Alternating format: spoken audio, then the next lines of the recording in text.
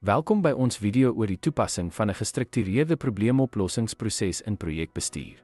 Hierdie benadering is noodsaaklik om uitdagings en struikelblokke effektief aan te pak en te verseker dat probleme sistematies geïdentifiseer, geanaliseer en opgelos word vir beter projekuitkomste. Die eerste stap in probleemoplossing is om die probleem duidelik te identifiseer. Versamel relevante inligting om die impak daarvan op die projek te verstaan en fokus op die oorsaak bepaal eerder as om net simptome aan te spreek. Volgende, analiseer die probleem in detail deur bydraende faktore te ondersoek en data in te samel. Gereedskap soos oorsaak en gevolgdiagramme of SWOT-analise kan waardevolle insigte in die implikasies van die probleem bied.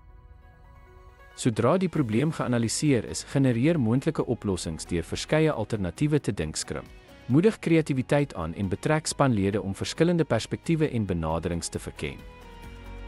Evalueer elke potensiële oplossing gebaseer op kriteria soos uitvoerbaarheid, doeltreffendheid en impak. Oorweeg die voor- en nadele om die beste oplossing te kies wat die probleem effektief aanspreek. Nadat 'n oplossing gekies is, ontwikkel 'n aksieplan om dit te implementeer. Ken verantwoordelikhede toe, ken hulpbronne toe en stel tydlyne vas om te verseker dat die oplossing doeltreffend in werking gestel word. Monitor en hersien die vordering van die geïmplementeerde oplossing om te verseker dat dit die probleem effektief aanspreek. Maak die nodige aanpassings om die verlangde resultate te behaal en projekuitkomste te verbeter.